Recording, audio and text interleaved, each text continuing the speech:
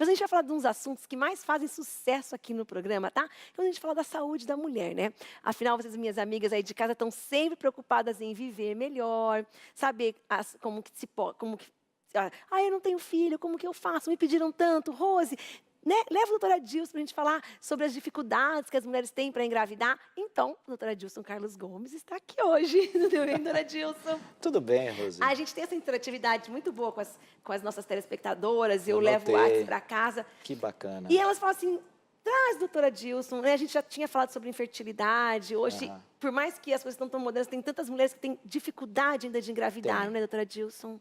Cada vez mais. Por quê? Infelizmente, por um lado, infelizmente, cada vez mais nós temos recursos para ajudá-las, né? Uma das razões é porque a mulher acaba iniciando a sua vida conjugal Mais tarde. mais tarde, Antes as porque mulheres tem não outros pensavam, né? objetivos, né? Aliás, eu acho que cada vez a mulher faz mais coisas, cada vez mais ocupada, não importa qual é a profissão, enfim. E aí, quando ela percebe, eventualmente já está numa idade que aconteceram coisas anteriormente que levaram-na a ter uma infertilidade, né?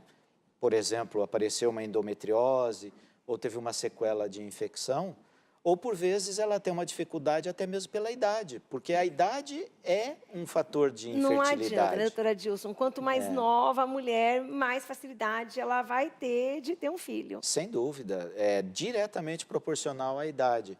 Inclusive, fala-se hoje numa situação, sabe, Rose, eu já atendi pessoas que estavam buscando um relacionamento para engravidar, porque viram que a idade já estava avançada. Isso é até um pouco deprimente na realidade.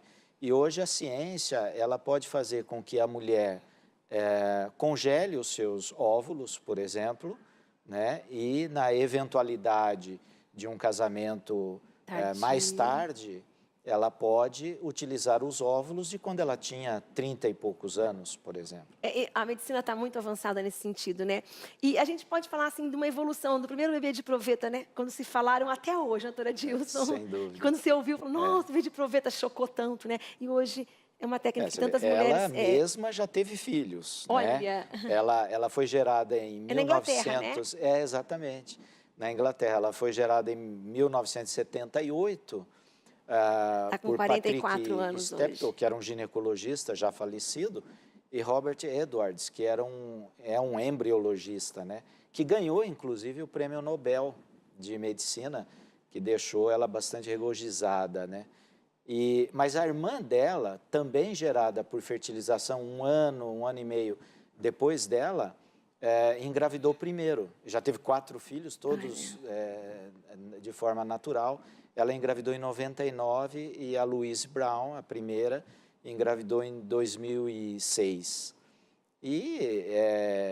Eu imagino assim, a alegria, né, de um aqui ainda entre nós e do outro no além, vendo o número de mulheres, de casais que conseguem, como dizia o próprio Patrick Steptoe, o ginecologista, ele dizia que a coisa mais linda que uma pessoa pode fazer na vida é ter filhos, né? Ô, doutora Dilson, hoje tem os tratamentos também, as pessoas tomam algumas injeções, para depois e para o último caso recorrer à fertilização, né? Quantas mulheres conseguem com esse tratamento de tomar aquelas injeções, aqueles hormônios também para facilitar a gravidez antes de partir para uma inseminação artificial? Existem muitas situações de mulheres que têm uma dificuldade para engravidar por conta de alterações endócrinas, por exemplo. Uma coisa não tão incomum é uma tireoidopatia, ou um ou um hipertireoidismo, né? Uma alteração na glândula tireoide. E outras situações, como ovário micropolicístico, ou um problema de ovulação puramente. E aí existem vários medicamentos que podem ser utilizados, tanto via oral, nós temos até novos medicamentos que são utilizados via oral isoladamente ou em conjunto, e também existem aqueles hormônios que foram, por exemplo, retirados de mulheres menopausadas uma vez que elas têm esses hormônios que vão agir sobre o ovário em maior quantidade, porque o cérebro delas não sabe que, na verdade, elas têm uma idade mais avançada. Então, o que ele faz? Ele lê que está faltando o hormônio no ovário, ele aumenta, eu chamo de adubo, né? Ele aumenta a substância que estimula os ovários, só que em vão, porque não tem mais sementes, né? E esses hormônios são utilizados para aquelas mulheres que não têm boa resposta com o próprio hormônio. Aí, quando não tem a resposta, que vai para a inseminação in vitro mesmo. Ou, por exemplo, quando tem, né, Rose, uma associação de fatores, um fator masculino grave. Nós estamos falando só das mulheres, mas tem muitos homens também que não têm condições, Quase né? que 50% dos casos de infertilidade são também de causa masculina, né?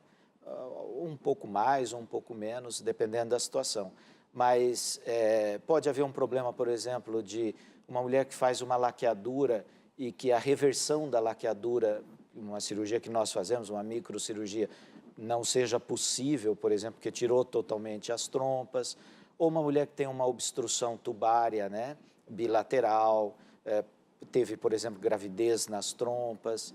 Enfim, existem várias situações, como uma endometriose também bastante grave, uma endometriose infiltrativa grave, que pode levar a uma infertilidade mais grave, e essas mulheres podem se beneficiar da reprodução assistida. E pode ter 1 ou 2, até 3 filhos com reprodução assistida. Necessariamente não precisa ser só um filho. Não, pode ter uma gravidez, depois fazer uma novamente outra, pode, sem dúvida alguma. Se não houver uma contraindicação a essa indução, se ela não tiver numa idade muito avançada para usar o próprio óvulo, senão pode usar de doadora, mas ela pode. Há mulheres que a própria mãe da Louise Brown teve essas 2 filhas, né, ambas por fertilização. Uma em 78 e a outra em 80 em e pouco. 88. A gente pode dizer que foi uma coisa muito boa para as mulheres, né? Graças a Deus que existem esses pesquisadores e pessoas que se interessam, às vezes doam a própria vida, né, em favor de uma outra situação. Doutora Dilson, o senhor tem que voltar, mas esse nosso tempinho é curto, o senhor viu, né? Mas o senhor volta, né? À disposição. Muito obrigada pela sua presença. Eu que agradeço. Gente, que peninha, né? A gente vai ter que ir embora, olha só, passa rápido, né?